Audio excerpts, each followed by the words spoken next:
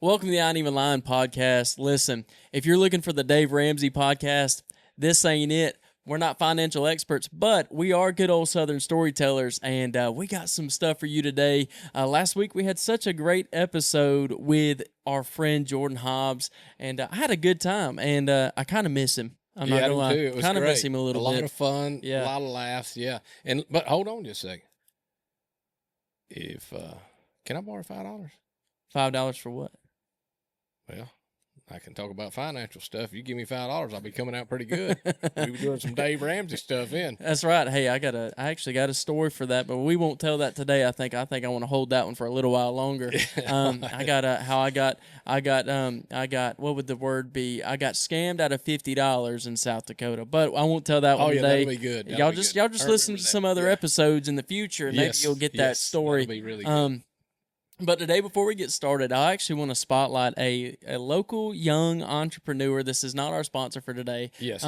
But I want to shed some light because I know what it's like to be a young entrepreneur trying to make a way, trying to make some money, trying to just survive. I guess would be the best way I could put that. And it is our buddy Hank Brannon. Yes, Hank Brannon with Wages Outdoors. You can see we're sporting his hat brand. Yeah. He's got hats. He makes his own fishing lures. He makes his own rubber worms. That's right. And also, I believe he's got them in Creekside up there. Yeah. And also, he makes T-shirts. It's unbelievable, all kind of stuff. My goodness, I think we need to get financial advice from him. Yeah, that's exactly right. right. Yeah, Dave Ramsey's calling him. Dave Ramsey's calling. Hank Brannon is the guy. We should have him on the podcast, and he can go ahead and give you guys some financial advice. Yeah. But that's anyway, right. That's so funny. Starting a business. I really like the camo on these hats, and as you can tell, I kind of want to dive into that today because I even asked you something about that. What's up with this camo nowadays? I mean, this is not even. Who owns this? Yeah, I don't know. I think it's pretty generic. It's a generic kind of military camo or something. I'm wearing this shirt. This shirt is a Burbalo shirt. An good old Burbalo shirt. This camo on this thing. It's a fish, but this duck camo stuff's coming back, and the Realtree Bottomlands and Realtree Greenleaf, all that stuff is actually more and more popular, and people are wearing it more as a fashion statement. People in your youth department that don't even hunt wearing them. I won't throw no shade on them, but I will say this, and I'm not going to talk about. Young people. Yeah, young people in general. Listen, as a hunter. And maybe you can relate to me too, or maybe not. Maybe you disagree with me. But here's my thought. I told someone this the other day. I was actually at a ministers' conference down in Orlando, and I was seeing a lot of camouflage, and there ain't no trees to hunt in Orlando, in my opinion. I think there's some Osceolas. I saw a couple of turkeys down there. Yeah, I saw a couple birds but other than that, I saw a lot more camouflage and a whole lot less trees. And so I was starting to think to myself, I told someone the other day, I said, listen, I don't mind people wearing camouflage. I like camouflage. But camouflage to me as a hunter, it's a tool.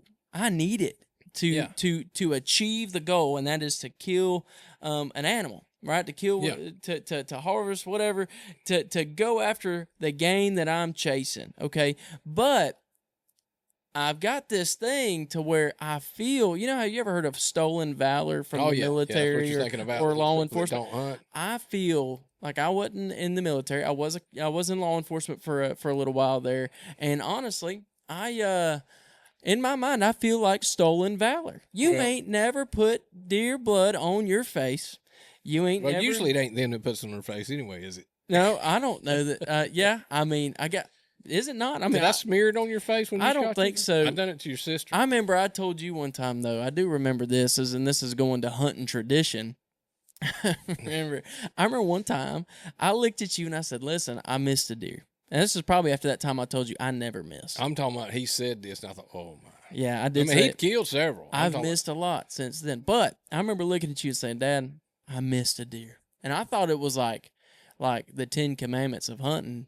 You missed a deer, you cut the back of your shirt up. Oh yeah. I remember looking at you and say, and I was so tore up, upset, and I thought that my shirt getting cut was next. And I looked at you and I said, "Dad, go ahead and cut the shirt." And you said, I ain't cutting your shirt. You didn't buy that shirt. I bought the shirt, and I'm not cutting the shirt up because I had to buy you another shirt. It was good camo. I wasn't going to buy no more. I mean, come on. And, I mean, if it's somebody else, it's their dollar. That's right. Dave Ramsey people. My camo was John's camo, and that's exactly my camo became Jonathan's camo. Jonathan's camo became Alea's camo. Yeah, and so that's the way that we do things. That's and so exactly Dad right. thought to himself, "I ain't cutting your shirt. You're crazy. That's Jonathan's shirt in 10 years. What do you mean?" Yeah, that's funny stuff. Yeah, well, that's the way it went. But now, back in the day, you used to cut shirts. But I've come to the conclusion, I'm thinking about going to plaid, just old red plaid shirts, maybe. Yeah, try the old red plaid out. You know what? You need to just go ahead and go to the old longbow. No. But you don't even hunt with a compound. You just need to go straight, longbow, wooden I arrows. seen where somebody said something about that the other day on What do they call them? What do they call them? Trad bows? Yeah. Trad bows. Yeah, somebody said something like that. What do y'all think about people using crossbows? And I'm thinking, that's exactly what I thought. I said, and they're using a compound bow. Yeah. And I'm thinking, who cares, man? Let me just say this to y'all. I'm not a bow hunter. Yeah. I've never, I mean, this may mess some people up, and I've hunted a bunch, and a lot of y'all know that, but I've never killed a deer with a regular bow and arrow. Yeah. I've mimicked some up. I've shot at them. But now, once they made it where you could use a crossbow, I mean, I was going to limp around and try to get me one of them I'm hurting the shoulder Yeah. deals. Yeah. And, but I'm telling you now, once they said crossbow, the reason why I even crossbow hunt is because that means I get to hunt early and they ain't spooked yet. That's you know what I'm saying? So I don't care. I'm not trying to impress nothing. I mean, think about that. There's one step I ain't gonna have to do when that joker steps out about 15 yards. Yeah. I've already got her caught. Yeah. Yeah. I mean, I got a really nice compound. I got a really nice crossbow. I tore my rotator cuff, needed a needed a crossbow. He did hurt my crossbow. Anyway, yeah. but I don't know if you got a doctor. I will say, no, I never went to the doctor for it. It was self-prescribed or self-diagnosed. I self-diagnosed myself with a tore rotator cuff, but that's and only possibly, like in management areas, I think I right? tore some tendons in my back shoulder and all that stuff. But we survived. But with that crossbow, I have killed my biggest buck today. 160-inch, 13-point with a broke point would have been a 14-point. I mean, I wouldn't trade that for nothing. I don't care if it was killed. I don't care if I killed it with a rifle. I still would have been just as proud of that thing. I'll be honest with you, I'd have shot him with a spear gun. I bet you would have. I bet you would have. But jumping back to the camouflage, I'll say this, and whether you agree with me or not, that's okay.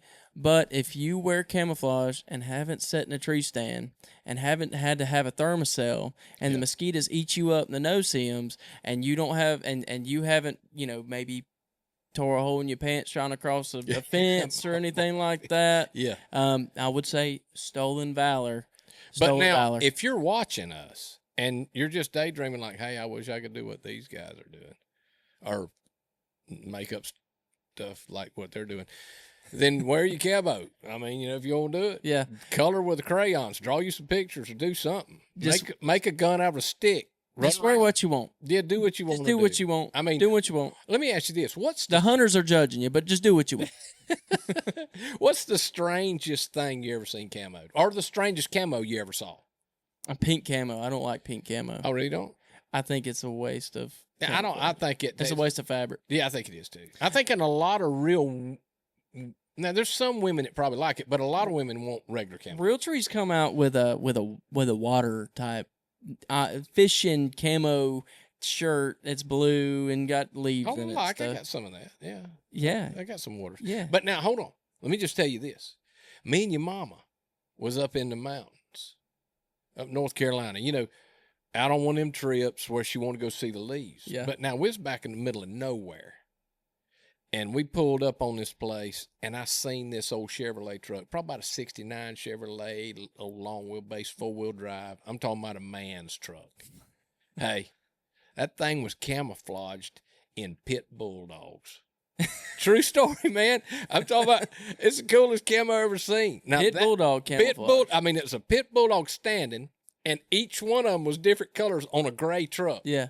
And I thought, man, that's the coolest thing I have ever seen. Yeah. Your mama said, I said, but take a picture of that real quick for me. I said, but let's ease on because there's probably some banjos around this place because it looked like some killers. I mean, them people were hunters. And if you're listening to this, we'd love to have you on the podcast.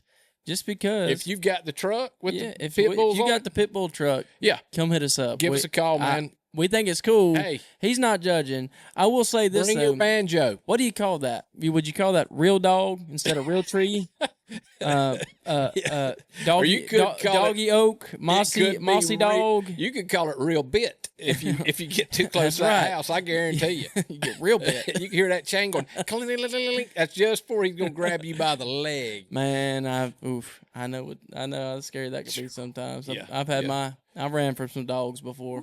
Man, I tell you what, I learned this, and I probably said this to y'all, but when I was out working and doing service calls and stuff on people's place, I'd pull up, and anytime you drive up to a place, this is key right here. Look, if they got a sandy place, look on the ground and see if there's dog print. Oh, yeah. Yeah. I mean, I got bit on the behind one time. You got bit on the behind? Yeah. Yeah. At these people's house, yeah. Yeah. Whew. I mean, by a German Shepherd. Didn't it have no teeth? Well, I wasn't gonna tell that. But the guys called back the next day. They was hanging a garage door in there, and they started laughing. They said, "We're looking at this dog that bit you. No wonder it didn't leave any, just pinched you." I had blood blisters on my behind, but the dog didn't have no canines. So I remember I've told my youth this story before, and I was talking about how the enemy sometimes his bark can be louder. It can be worse than his bite. And I said, there's this dog that a gentleman that you interviewed years ago on the Kelly Billies. He's not alive anymore. Yeah. We always called him Brother Melvin. Yeah. A lot of people know him as Uncle Melvin. Yeah. Mr. Melvin. Precious man. Melvin Carroll. Yes. And Melvin Dottie Carroll. They have this dog, and his name was Chico. Chico. Oh, Chico. Would he bite you? Chico, kind of. So Chico was a Chihuahua, and I ain't never seen a dog meaner than a Chihuahua. Yeah, they are pretty serious. They a mean dog. I don't care how small they are. They a mean dog. I don't think they're mean to a bulldog. No, they probably will be mean to a bulldog. Yeah. Now they probably won't last very long. But a Chihuahua is probably one of the meanest little dogs. At least Chico was. Chico was a mean little dog. And every time I walk in their house, that dog would lose its mind, try to bite you. It'd come at you, it'd lunge at you. It'd stand on the couch. The thing is, this dog's small enough to stand on the couch. Well, I'm a kid, so I'm about to head high with Chico. I'm scared I'm going to get an ear piercing from Chico. And so, but one thing about Chico is once I realized Chico ain't had no teeth. Chico would bark and bite, but he had no teeth, and so Chico had the disadvantage, and I had the advantage because I wasn't getting bit by Chico, but Chico would try his hardest. He was trying to bite you? We should all learn a lesson from Chico. What's that? Don't let anything stop you. Just go on and bite him. Just bite him. Well, if Chico can bite you, you can do anything. Remember that dog, Jackie? Oh, yeah. Papa Roy's dog. Yeah. Tommy moved his bone, and that dog remembered him from then. That dog remembered me for years. Yeah. He wouldn't even go after no other kid. I moved a chew toy from that dog. I was a kid. I moved a chew toy from that dog. We're in Apalachicola at Christmas at Papa Roy's house, and he had a dog named Jackie. Jackie was a Jack Russell. Go figure, right? Well, there you go. So I moved this toy. It's like the dog had telepathy. It had slobber on it, though. That was its dog's thing. No, but the dog knew it. The dog was in another room. He's in the kitchen. I'm in the living room. I moved the toy over 3 inches, and that dog knew I moved the toy. It come running in there. Like the sensors went off in that dog's head, and it come at me and run me out the house. And then I stayed outside the whole Christmas at his house. And then fast forward a year later, thinking Jackie's not going to know who I am. We're good to go. We go back the next Christmas. Jackie is keeping me out the house because Jackie remembers. The thing about it is, you probably favor your Papa Roy more than any of the kids. Yeah, that's true. And I don't know, man. Yeah. Hey, listen, if you've got a crazy dog story, maybe been bit by a dog, maybe a crazy funny story, Y'all drop it in the comments. Just kind of just put something in the comments, and y'all make us laugh. I think that'd be fun. And I'll say this: shame on you if you got one that'll bite me. Right? Right. All right, so we're gonna stop for just a second. We're gonna go and we're gonna get a word from our sponsors. So y'all don't go anywhere. Y'all hang out, and we'll be back in just a second. And we got more stories for you guys. Oh, yeah. It's gonna be good. That'd be good. See you in just a second. All right, well, today's sponsor is Coastal Lumber and Cabinetry. You know, it's been a minute since we talked about good old Coastal Lumber and Cabinetry. Ricky and Drew and Peyton and our good buddy Nick, who's just started working over there. We all go to church together, and man, I really enjoy those guys. Yeah, these guys are. If you don't go down to Coastal Lumber and Cabinetry for wood or anything else, go down there to go meet Ricky, Drew, Peyton, and Nick. And them old boys will tell you a story now. They will. You're talking about hunting stories. These old boys like to hunt. They put some meat in the freezer. That's right. That's right. They're deer slayers, and they love to hunt, they love to fish, and they love Jesus. Oh, yeah. I would say so I noticed that Ricky and Drew are starting to carry pole barns. Oh, yeah. They have pole barn kits. Yes, get a pole barn kit from them. Yes, it's summertime. It's time to get. Hey, look, if you ain't keeping your boat or your camper or something like that up under a pole barn, or your stuff, your tractor, let's get stuff under. Protect your stuff. Get you a pole barn. The best thing you can do is if you got a $15,000, $20,000, $30,000, $40,000 RV, go get you a $3,000 to $5,000 pole barn. Yeah. Stick that camper underneath that thing, because I'm going to tell you, it don't matter how much money you got in that camper, the roof will eventually leak if it ain't under something. That's exactly. So go down to Coastal Lumber Cabinetry, go get you a pole barn, go buy you some lumber. Y'all go do some projects this summer and go get you material from Coastal Lumber and Cabinetry. They're great guys, great people. They love Jesus, and they're gonna take care of you. So and look, they ain't gonna run from you when you get there too. I've been to some in place in big box stores. Them jokers act like they don't see you. Take off and run. You need some help. These guys are gonna help you. You don't even have to pick through the lumber. It's all straight. Yeah, a single knot in any of it. Yeah. Well, I'm just kidding. Yeah. That might not be true. I don't think that's physically possible. There could be a knot. But that sounds really good. That sounds really good. Straight wood, no knots. Yeah.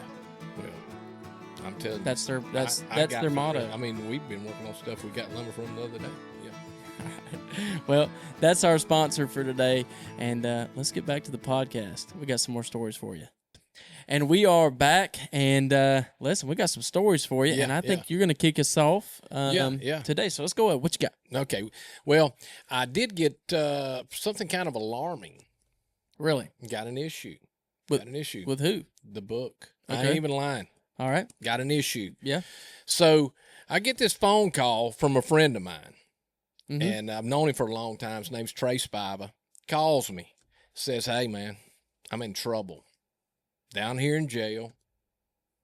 I said, "What? What did you do?" I mean, this dude's a big hunter. He's not no outlaw or nothing. Mm-hmm. He said, I got that book, bought the book, got this place I'm hunting over off the Orange Hill Road in Washington County. Yeah. And so he gets the book. He said, "Man, I carry it with me to the tree stand. Sitting in the tree stand. I got you. I ain't even lying. Everybody ought to have it. He's got it in the tree." Yeah.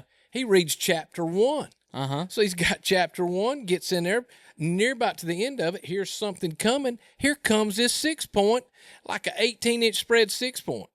One of the ones they're wanting to try to kill. I mean, he's a bigot. So he pow, shoots him.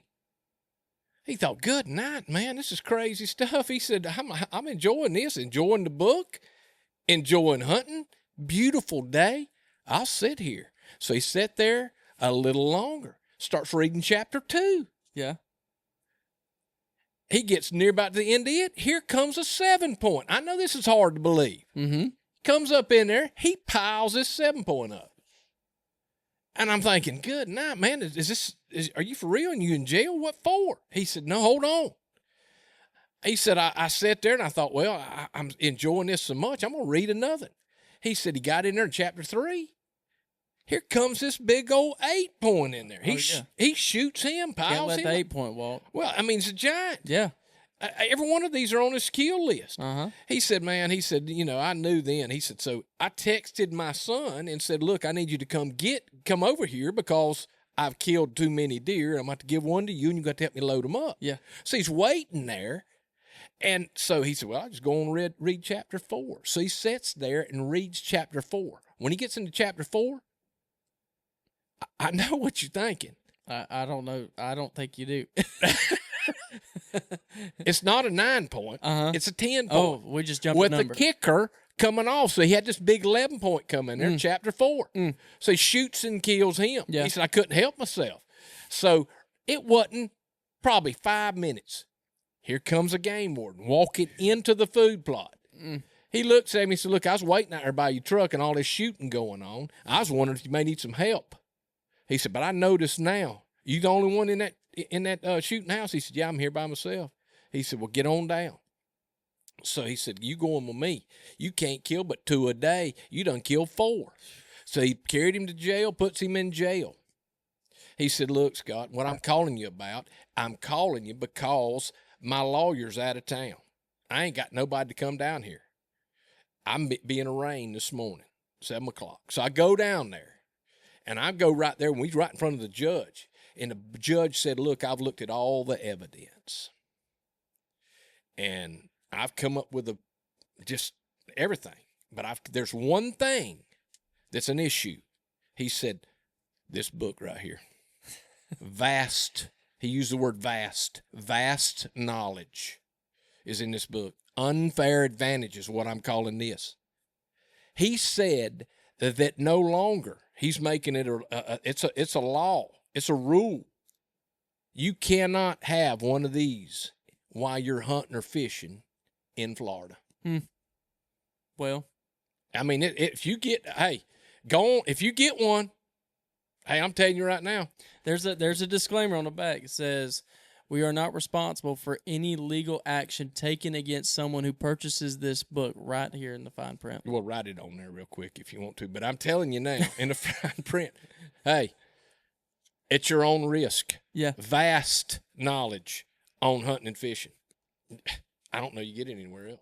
Listen, go. I ain't even lying. If you want to kill more deer, if you want to be more successful, Catch more fish. or you just want to Fish for more ducks. have a really good imagination, go and buy the Lyin book. This has been out way before the podcast. It's actually the inspiration as to why we even started the podcast. This is the name of the podcast. But if you like good old Southern storytelling, you like killing deer, this is the book for you. It doesn't actually say that on the back, but we should probably put it on there before somebody sues you. You don't want nobody to sue you. So listen, go buy this book. It's on Amazon. Okay, Lyin.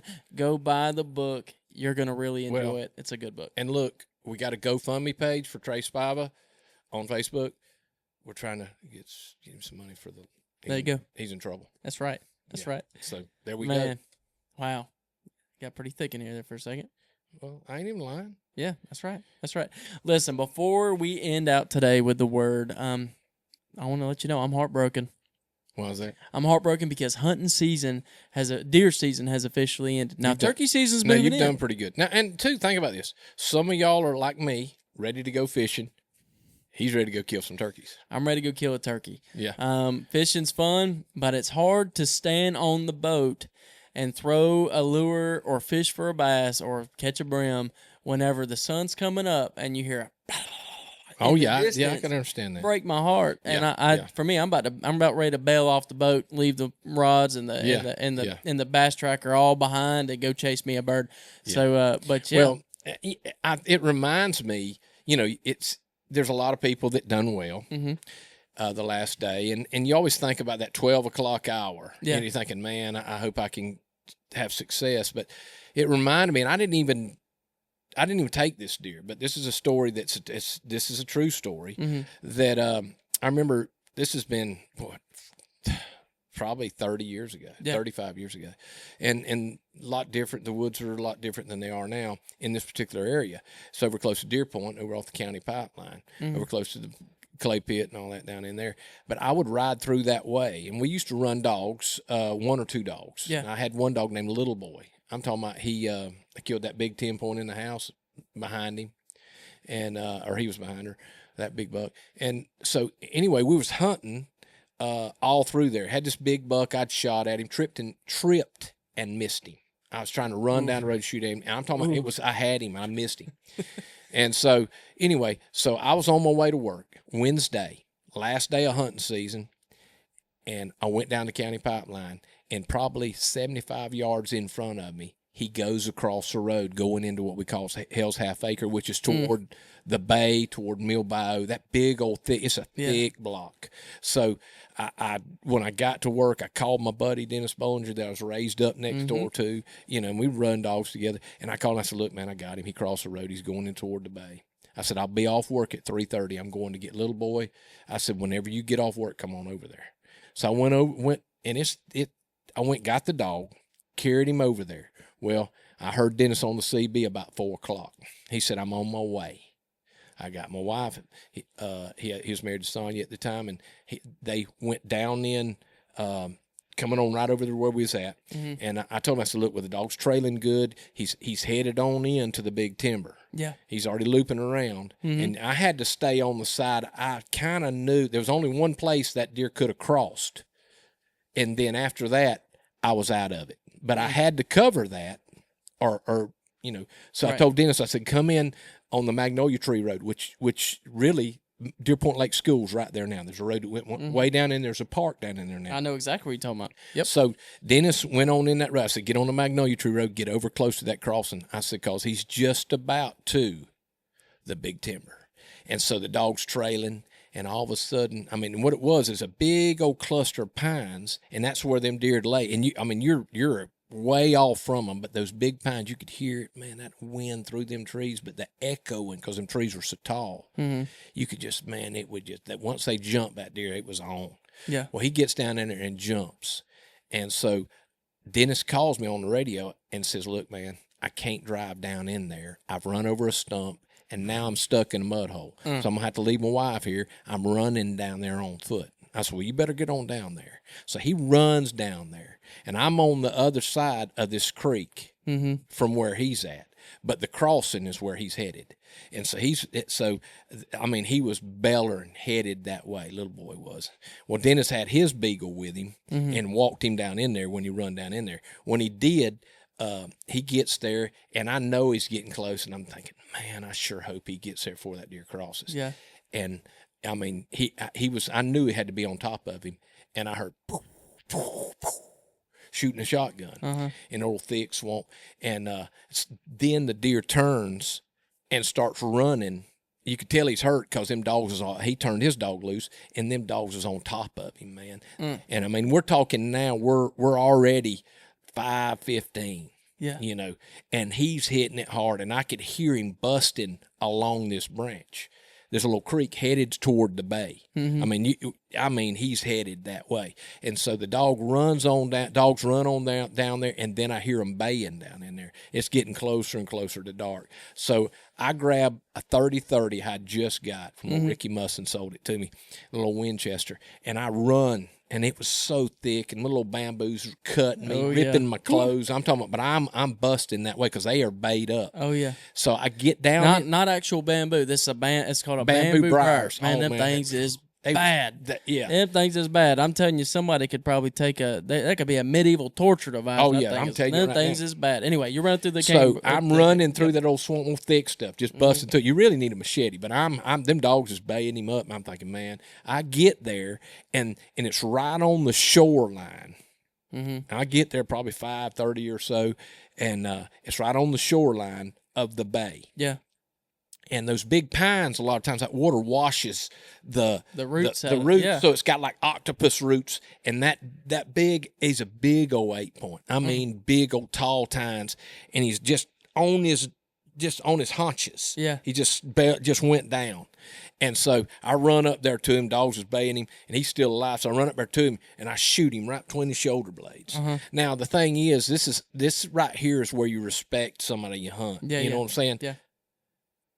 That ain't my deer. That's my buddy. He shot him. Right. I just went and finished him off. Right. And I thought, man, and I grabbed his giant, and I'd missed him. And I thought, man, I'd missed him the week before. And I grabbed that buck by the horns. He's dead. I can't drag him back the way I went. Yeah. Oh, yeah. And so too thick. I wish I had a picture painted of this, because this is the most unbelievable finish to a hunting season. Yeah. I dragged that joker out into the bay. I thought, well, I'm wading the bay. I got to go three-quarters of a mile, nearly a mile down that bay to get to a dead end road that runs into the bay, or Right. the road that runs into the bay. Then I got to walk all the way back up to my truck. So I got this buck, and I've got him by the horns, and the water, the sun is just setting right on top of the water. It's setting. And I've got this giant buck in my hand that Dennis had killed. Them two dogs are swimming behind me. Man, I've got the gun on my shoulder, the buck, and I'm dragging him through that water about knee to waist deep. And, really a whole lot easier to drag. And I thought, man, what a success. That's cool. Now, really and truly, when you're dog hunting right, that's teamwork. Yeah. It was these dogs doing it right, but Dennis happened to be the one to shoot him. But the thing about it was, he didn't see that buck again for 3 hours after he shot him. Because that's how long it took you. Because you didn't have cell phones. No. You didn't have a portable radio with you. No. You couldn't holler back at him. And you were in the thicket, and his truck was busted down. There was, it was more than 3 or 4 miles around there to him. Yeah. But so I drugged the deer up on the bank, walked the dogs down to the truck. They stayed with the deer. So I walked, up nearly a mile to my truck, got my truck, drove down there, drug the deer through the little mud hole, and then put him on the dog box, and then had to drive around there. And finally, he was trying to get his tire on his truck, his spare, and get out. Somebody had pulled him out. By the time I get around, it was dark, and I pulled up on him. I said, hey, man, I got you, Buck. When I called him on, I got you, Buck. He said, man, did I kill him? I said, yeah, you killed him. He said, I heard you shoot. I said, no, man, I finished him off. You killed that buck. Yeah. So it was just a great, man, what a giant buck. Good into a season, and that's what you really want to do. You really want to just have a blast doing those kind of things. Absolutely. What an end to a season in itself. I mean, how cool is that?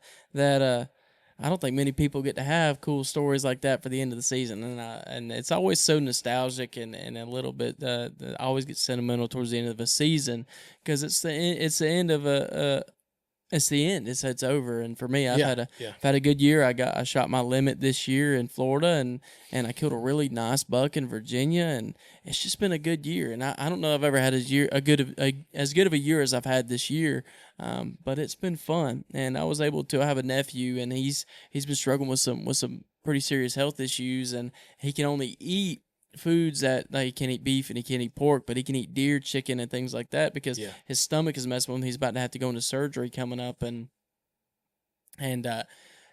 I was able to take a deer and donate the whole thing to him, and we'll be taking that to them tomorrow. And I'm just it's so cool to be able to have to have a hobby, to have a passion for something that can actually help somebody else, and that was really cool this year. Now, is it that he needs something more than just some additives and just needs? Well, even I myself, I think I got bit by a tick or something like that. They get called alpha gal is what it's called, and really, sometimes I eat beef. I don't care. I'm gonna eat a steak regardless of how I feel. Yeah. And a good old pork chop. Come on, somebody. But I'll tell you this is that it kind of makes my stomach hurt, gives me a bad headache, but his situation is my situation times 10. Really? Yeah, he gets pretty bad. So, wow. But it was nice to be able to do that. Wow, it's just been a good season. I had a lot of fun this year. Yeah. And but today I want to go and dive into the Word just for a quick second. And today's episode is going to be pretty short. So,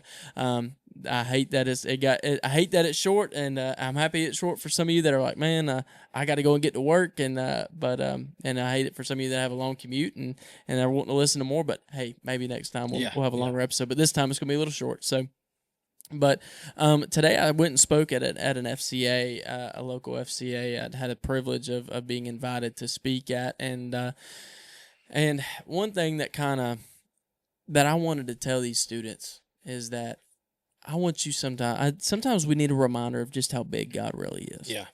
We need a reminder of how big God is, because sometimes I'm guilty of making God as big as me and as capable as me. Yeah. But God's so much bigger than our problems. He's bigger than our fears, our worries, and our situations that we deal with on a day-to-day. And one scripture, Psalms 24, 1-2, it says, "The earth is the Lord's and everything in it, the world and all its people, they belong to Him. For he laid the earth's foundation on the seas and built it on the ocean depths. And then Job, everybody doesn't like the story of Job, and I can't say I love reading the book of Job. And I told Belle the other day, so I don't know that I'll ever preach out of Job, but today God gave me a word, I feel like, to speak to these students. And this is one thing in Job 38, it says this. He's talking to Job, and he says, "Where were you when I laid the foundations of the earth? Who determined its dimensions and stretched out the surveying line? What supports its foundation, and who laid its cornerstone? Who kept the sea inside of its boundaries as it burst from the womb, and as I clothed it with clouds and wrapped it in thick darkness? For I locked it behind barred gates, limiting its shores. I said, this far, no further will you come. Here your proud waves must stop." And it goes on, and the Lord's talking to Job and just really letting him know, this is how mighty I am. Oh, yeah. This is Yeah. how big Yeah. I am. And I want you to know today that if you're listening to this, I don't know if you're doubting God, if you've ever been in a situation. I know I have. I've doubted God's ability and power, Yeah. but I want you to know that your God is the very God that laid the foundations of Yes. the earth. Yes. He told the sea, you can't go any further. He set the boundary lines. Yeah. He's holding the very foundation of the earth.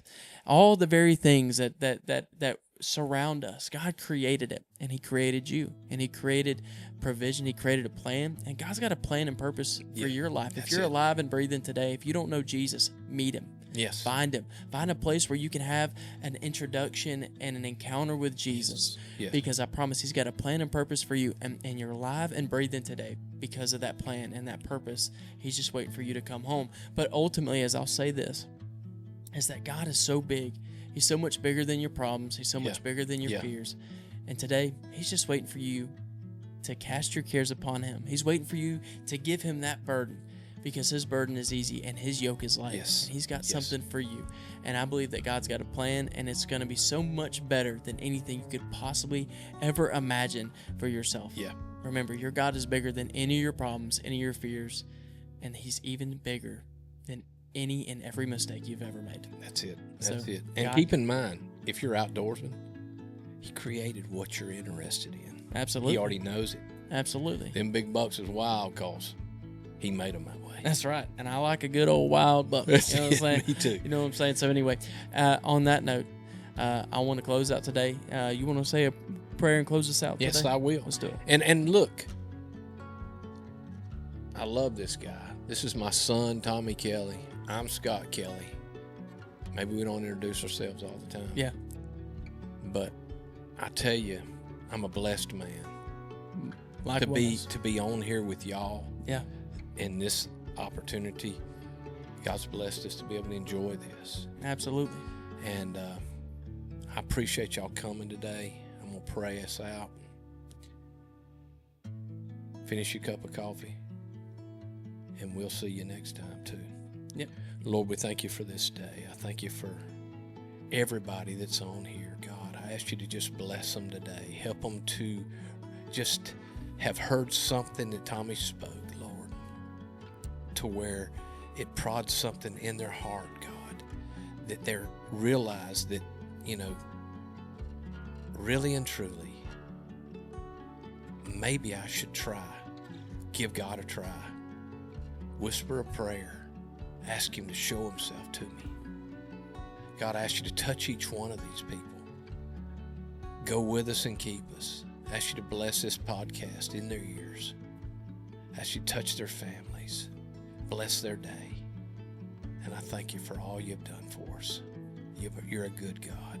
You've just been wonderful to us, God. I thank you in Jesus' name. Amen. Amen. Amen. So listen, again, this isn't the Dave Ramsey podcast. This is the I Ain't Even Lying podcast. And Dave, listen, Dave, if you ever want to come on the podcast, you give us a call, you message us, you get in touch with us. We'd love to have you on the podcast. And we'd love for you to come on here and give us some financial advice. But as for today, since Dave ain't here, this is Scott, and I'm Tommy. And we're so glad that you came and stopped by to hang out with us today. Yeah. I'd like to meet Dave. Yeah? I'd like... Is Dave alive? Hey, Dave, are you still alive? Yes, he has a podcast every week. Really? Yes. Okay. Yes. He's got a lot of stuff. You don't ever watch the clips on Facebook or nothing like that? I don't guess that's in my algorithm. Yeah. He's kind of like algorithm. He's kind of like that guy. Somebody calls and they're like, "Hey, listen, I'm about $1,000 in debt, and I want to buy a new car." And he's like, "Are you stupid?" Does he really say that to him? I mean, he kind of does, but it's not $1,000. Anyway. Okay. What am I doing? This ain't the podcast. This ain't that podcast. Anyway, all right. Y'all have a great week. We'll see you guys in 2 weeks. We'll see y'all. We can't wait to hang out with y'all again. Thank Y'all you. have a good week. Bye. See you.